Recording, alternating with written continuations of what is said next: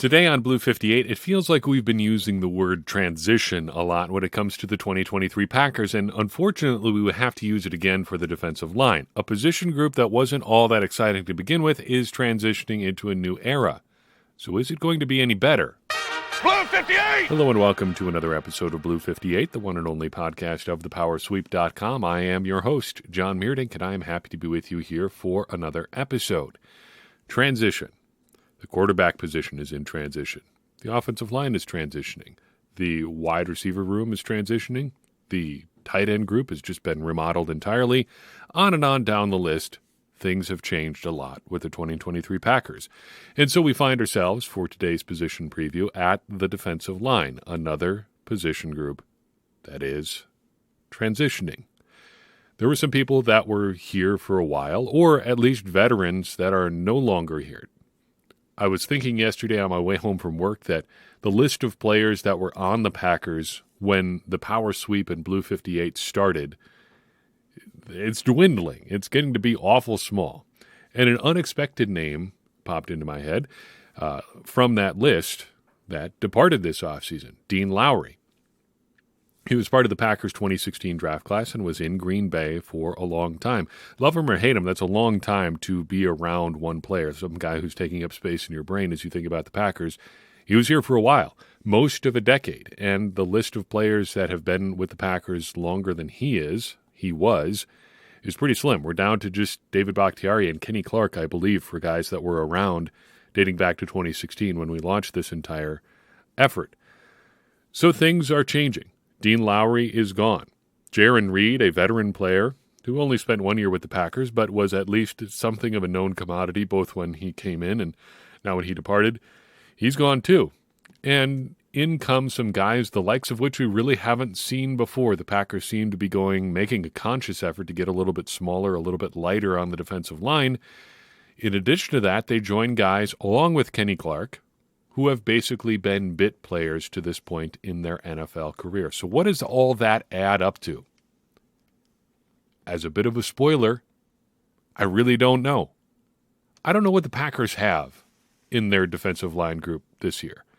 I know what they're trying to sell us. They're trying to say we've got some athletes, we've got some guys with upside and potential, we've got some guys that are going to help us change our mindset here on the defensive line, on defense in general.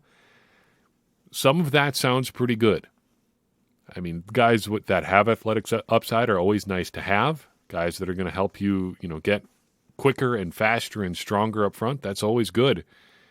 The mindset stuff, as just a general referendum on the defense right now, doesn't do a whole lot for me. It's great that you're thinking about trying harder on run defense. That's wonderful to hear. But you know what would really help even more is some better players. And whether or not the Packers are thinking about playing better run defense is kind of immaterial if these guys turn out to not be any good at all. So are they actually good? What do we have here on the defensive line?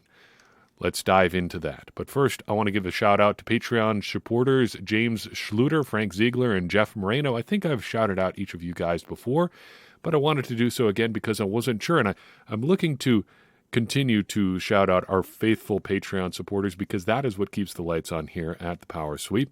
We really appreciate everybody who supports us, and we really, I just really couldn't do it without you. It takes money. It takes resources to keep the lights on here for a podcast, a website, plus all the data and resources that we need to go as deep as possible into these teams into the teams that we look at when they're playing the Packers, into the Packers themselves. Your support means the world for that, and I really appreciate that, and I want to do a better job of recognizing that support as well as giving back to you. So starting now and hopefully carrying out through the regular season and beyond, I'm looking to increase the output of Patreon-specific content. I'm going to try to get something up every week going forward, in addition to giving all of our patrons access to our Discord server. Check out patreon.com/thepowersweep. Support at any level you like. Join our Discord community, get access to some bonus content, and help us keep the lights on here. After all, we are listener-supported through and through, and always will be. That's why you're never going to hear ads on Blue 58, and just want to keep it that way forever. So consider supporting if you haven't. If you have, thank you for your ongoing support. Defensive line. Same sort of deal as always. Guys for whom we have no expectations, low expectations, moderate expectations, and high expectations in those orders. We do have some no expectation guys on the defensive line this year. Undrafted free agents Antonio Moultrie and Jason Lewin make up that group. No expectations for either one of these guys. Moultrie is real small, fits with kind of what the Packers have done with Colby Wooden and even Carl Brooks to a lesser extent. 6'4", 275 on Moultrie. Lewin is tall and athletic. Of the Packers' undrafted free agents, he might be a pretty good bet to make some noise. This is probably not overly enthusiastic praise, but from a build standpoint at least, he's not all that dissimilar from Dean Lowry, and Lowry hung on for a long time in Green Bay. So in this group, make the practice squad and you're basically golden as far as meeting expectations, probably exceeding expectations if you're coming in as an undrafted free agent. Prediction-wise, I think Lewin makes it. I think Moultrie will not. Low expectation guys give us some interesting prospects to look at. Chris Slayton is our first in this category. He comes into year 2 as a quasi-undrafted free agent. He was on the Packers practice squad all of last year after bouncing around the league for a while. Unfortunately, he ended up being entirely a spectator to last year's defensive line problems for some unknown reason. As we said again and again last year here on Blue 58, the Packers had issues up and down the defensive line last year, but they approached finding solutions to those problems by just saying, look, we've tried nothing and we're all out of ideas. There was just no movement on the defensive line at all.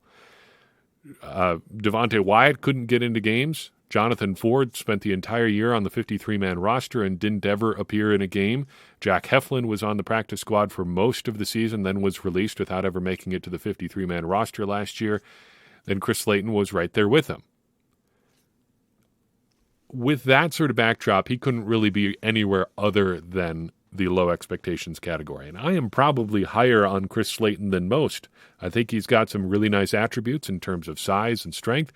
His pedigree to this point as a player would paint him as a guy that would seem to be of use to some NFL team, especially a defensive line needy team like the Packers.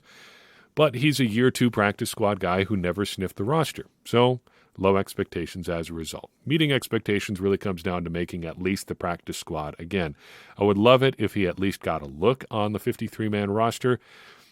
Obviously, coaches know more about what goes on with these guys than we do, but I don't understand, and it's happened a few times over the past few years now, where the Packers will sign a player, keep him on the practice squad for like an entire year, and then don't do anything with him other than practice squad stuff. It's just he stays there on the practice squad. Is he really giving you that great of looks on the practice squad? There's nobody that you wouldn't rather get a look at him than somebody else on a given week.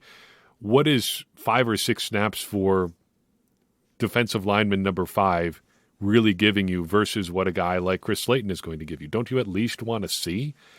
I mean, it's happened again and again and again, and we just don't ever really get an answer for it. Stepping down off my soapbox, I would predict that Slayton does make the practice squad again. I think he's also going to be on the 53 at some point this year, so here I am doubling down on Chris Slayton, planting my flag on Mount Slayton, which is a pretty sizable mountain to work off of at this point. Speaking of big mountainous players, how about Jonathan Ford? Year 2 of his somewhat mysterious career. We need to come up with a nickname for him, like we could call him Bigfoot or the Big Cryptid or something like that, because last year he was basically a rumor of a human being. Draft pick on the 53-man roster, existed in just sort of this liminal space of being technically a member of the 2022 Packers, but never doing anything of substance at all. He's exactly like Chris Slayton, except he did not spend any time on the practice squad, was on the 53-man roster from start to finish, and never was active for a game. I think we got to run it back. He's got to be at least on the 53-man roster to meet expectations this year. If he doesn't get to the 53, it's a wash. And I think he does make it to the 53. I think he appears in a game. So there's 2 predictions there for Jonathan Ford. But nothing new to say on him other than that he continues to be a very large human being who the Packers didn't do anything at all with last year, which was kind of a running theme. Bumping up to our moderate expectations camp, we've got 2 guys in that group. both of them draft picks from this year. We'll start with Karl Brooks, a 2023 draft pick, had underwhelming testing, though there is a small asterisk to that because there's some reporting out there that suggests he may have been quite sick just before his pro day at Bowling Green, like to the point that he lost like 8 or 10 pounds in body weight just due to whatever illness he had, which doesn't sound like a whole lot of fun. I've been through illnesses like that. You get food poisoning. The weight just tends to come off really fast. I do not wish that on you if you have never experienced it. Just try to avoid food poisoning if at all possible, which in my instance involves changing your eating habits, and I will leave it at that. I've made some poor decisions about things that I've eaten in the past, which have led to food poisoning. One time it was really more my fault than the other time, but we've already gone further down that path than we need to go to. Anyway, Brooks, underwhelming athlete at least in terms of his testing numbers. You look at his film, he moves around pretty well at Bowling Green. It was not bad to watch on the field. Yeah, it is the MAC, but we've seen less out of more physically talented guys, even against, comparable production or comparable competition. Guys that are better athletes than Brooks have put up worse numbers than Brooks, even at a similar level of competition. So, yeah, maybe the athleticism concerns are somewhat unwarranted there. He was fantastically productive in college. One of the more productive defensive line prospects in this year's draft, again, with the caveat that it is the MAC, but he did put up the numbers, and he did it over a long period of time because due to the pandemic, he's one of those guys that ends up playing like almost 60 games in his career. So he ends up in this category because on the one hand, the Packers do have a big need to fill on the defensive line. Jumping a little bit ahead, you've got Kenny Clark and Devontae Wyatt and TJ Slayton as probably your top 3 defensive linemen right now. Beyond that, who is it? Really nobody. They have no defined players who you say, yep, this guy is going to be playing serious snaps. But on the other hand, is he the guy that's going to fill it? Is he the guy that's going to step up and take some of those snaps? There is a role to be had. Is he the one to grasp that opportunity? It's really hard to count on a day 3 guy, but he, I think, is going to be on the roster almost assuredly. So he meets expectations by making the roster and filling a role. I think this is where our definitions for what these tiers of expectations are is really important. Moderate expectations guys are your role players, not really guys that are cornerstones of your roster, but have an important role to play. They're not elevating your team necessarily, but they're not making you actively worse. That's the sort of stuff that we're looking for from these guys that are the 3rd and 4th and 5th defensive linemen. You're not going to be playing 40, 50 snaps a game, probably. You never know. Joe Barry does things sometimes. But you're not going to be just like a 3 to 5 snap a game player either. You're going to be in there fairly regularly. So when you're on the field, what do you do when you're out there? You've got a job. Make sure you do it. Is Brooks going to be that guy? I think he's going to be on the roster. So prediction-wise, I think he plays, but not a ton. I'm thinking under 275 snaps this year. That might even be high. I think also productivity-wise is going to be a bit of a struggle for him. So well under, I would say under 2 sacks. For Karl Brooks this year. His counterpart in this tier is Colby Wooden, another defensive line prospect, and in many ways kind of Brooks' inverse. Not super productive at Auburn, but much more athletic. Like Brooks, and we don't have to say a lot about Wooden because it's very much the same as Brooks, he's going to get a shot at a roster spot. He's probably got the inside track for one of that 4th or 5th defensive lineman job. One of these guys, one of the undrafted guys, I think is going to have to do a lot of work to jump over Wooden and Brooks, especially given the preference that the Packers have shown for keeping their own draft picks the past couple of years, especially given this pronounced move to a certain kind of defensive lineman. Wooden is the most, I guess, pedigreed version of this smaller defensive lineman the Packers seem to be going after, just given the fact that he's a 4th-round pick. But he was not all that great in college. But he is going to get a shot. How much are you going to get from a day 3 guy? Well, see Karl Brooks. It's the same kind of question. So, like Brooks, make the roster, fill a role. That's what we need from Wooden this year. The predictions are going to be comparably muted for Wooden. I think he's going to have, again, the inside track, but still under 350 snaps seems like a pretty good bet. That, again, might be a little bit high. And under 3 sacks is going to be where I peg him in terms of production. So not very productive, not getting on the field a whole lot, but that is to be expected. That's par for the course for these guys that are young defensive linemen coming out. The high expectations group, I think, gets quite interesting for the Packers this year, starting with TJ Slayton. I have had locked and loaded in my podcast notes, like for the last 4 or 5 episodes in a row, a segment that I wanted to do on breakout players. There was a week or so around Packers internet where everyone seemed to be talking about breakout players. It seemed to be the time of the offseason where everyone needed to name their breakout player candidates. And I always feel like that's a tough thing to define, but I sat down one day and tried to define what is actually a breakout player to me. And I think you got to have some pretty stringent, I guess, categorization guidelines. A strict definition, put it that way, of what a breakout player actually is. And as I worked through it, I came up with a few things. The first and foremost thing is a guy that's been in the league at least 2 years already. So you need to look for like third-year players if you're really trying to find someone who fits what I think of as a breakout player. It also has to be a guy who either hasn't played very much or is transitioning into a new role from what he's done before. Basically, what we're looking for is a guy who has been in a role before or really hasn't played at all and is suddenly going to blossom into something more. And I think TJ Slayton fits that to a T, because we've seen a progressive increase in snaps over his first 2 years in the NFL, but he's never really been a big contributor, but the Packers have never really wanted that from him. However, looking at the depth chart now, other than Kenny Clark and Devontae Wyatt, there is just nobody else here. The Packers need him to become something more now, so he has to be a breakout player. The Packers haven't asked all that much of him, but he does have some interesting physical characteristics. He's a really big body. He is an immovable force at the point of attack when he is on the field, or it seems to be at least. Yes, it was playing against a far backup or offensive lineman, but the way that he played in a goal line stand situation against the Minnesota Vikings late last year was just, if you will have been a TJ Slayton watcher like I have, it made you stand up and cheer. That's like exactly what you're looking for. He became a force in that small stretch of plays, the likes of which the Packers have rarely seen outside of Kenny Clark. Just a big, strong guy wreaking havoc on the opposing offensive line, making things difficult and really impossible for the Vikings to do anything at all.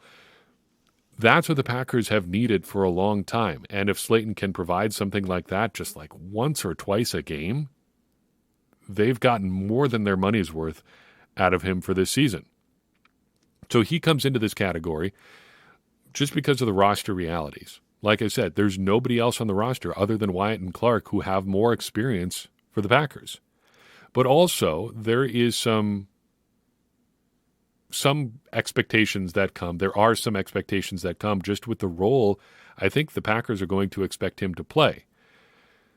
Because if the Packers are going to try to continue to play Kenny Clark more at end, which I think they will and I think they should, then somebody needs to play his nose tackle reps. And that somebody is probably TJ Slayton. There's really nobody else out there. Jonathan Ford, sure. You could go that route, but he's never seen a snap in an NFL game. Chris Slayton, same sort of deal. He's not been a factor on an NFL roster to this point. They are the other big-bodied options on the defensive line for the Packers, and Slayton is bigger and stronger than both of them and has actually played in the NFL in a meaningful capacity. If the Packers want to move Kenny Clark around, the guy who needs to step into a role that allows Clark to do that is TJ Slayton. So he needs to be more than a spot player to meet expectations this year. He needs to fill a role in a way that helps elevate the defense. Prediction-wise, I think a career high in snaps is in order again for TJ Slayton, increasing for the second year in a row. I think he's also going to end up starting at least 5 games for the Packers. The Packers go with, I would say they probably will go with a 3 defensive lineman look and enough games to get Slayton at least 5 starts this year.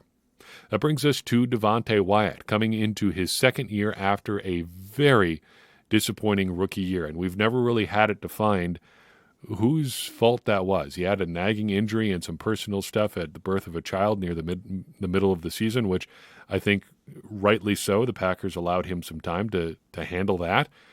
I think that's a great way to handle human beings, just allow them to be human beings and football players second. But I think there were some other scenarios where you wonder, like, is it a conditioning thing that the Packers just aren't putting him out on the field? Do they not think he can do the job? We've never really gotten an answer to those things. So it all adds up to a year where Wyatt really just doesn't play.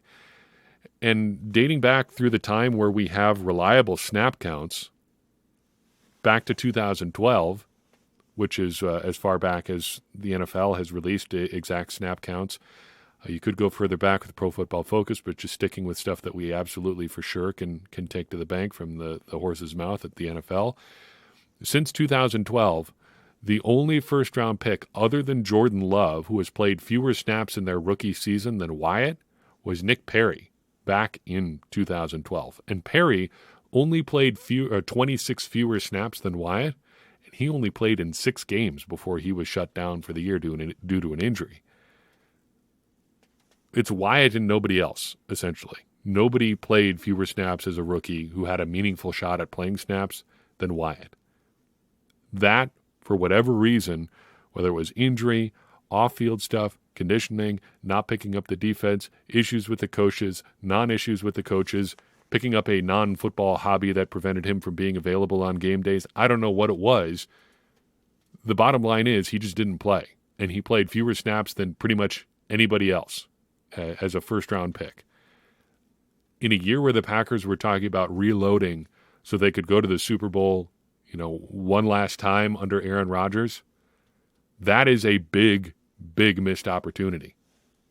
And that sort of thing is very, very costly, especially given how poor the Packers' defensive line was as a whole last year.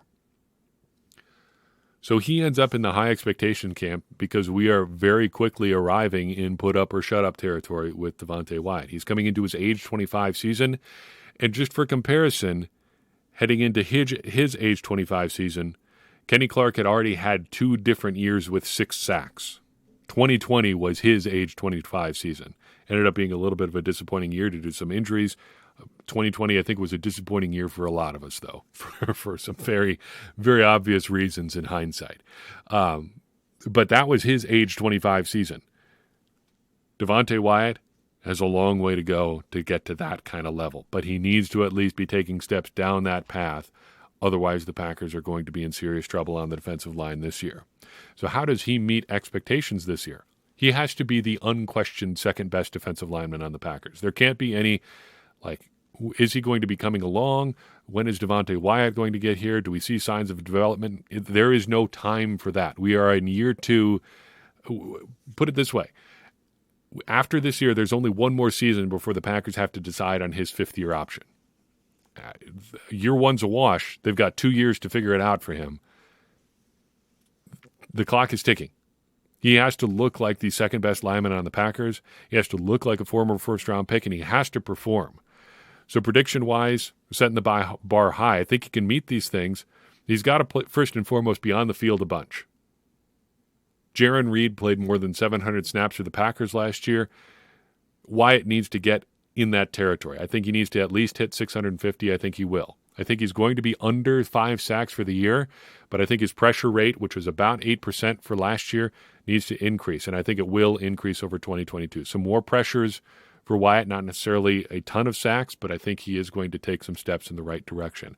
I think he's just too athletic, really, to not get opportunities here, especially playing opposite a guy like Kenny Clark. Clark is going to soak up enough attention that Wyatt should be able to take advantage of some opportunities, and he did flash pretty nicely in some of those opportunities last year. So I am hopeful, I am optimistic, and I think in the right circumstances, Wyatt can do it. I don't think we've seen any evidence to suggest that he's just not capable of playing at the NFL level. He just needs opportunities. Unfortunately, given the state of the defensive line, he is going to get them. Finally, we arrive at Kenny Clark. He is an elder statesman on the Packers defensive line. He is one of their best players, perhaps their second or third best player on defense right now. We're willing to have that conversation, given Rashawn Gary's injury, given where Jair Alexander is at. He's right in there. If you want to order him somewhere, if you want to say he's the best player in the Packers defense, we could have that discussion. He's up there, is the point. He's really lived on the cusp between very good and great for a while.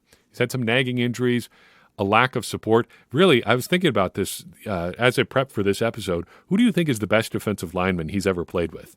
I think it's probably Mike Daniels, who hasn't been in Green Bay since 2018. So we're looking at half a decade, really, with no high-end defensive line support for Kenny Clark, which is a real shame. If you get him any kind of a sidekick, the Packers probably have a world-beating defensive line just with two guys. Haven't really ever been able to do that, though. And Devontae Wyatt surely wasn't that in 2022.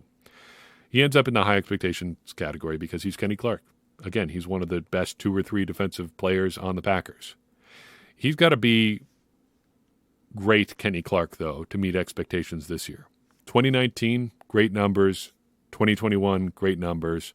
2020, some nagging injuries. 2022, I think you really just saw the lack of support again, and they were moving him around to different spots. Like he played really well when he was on the end in 2021.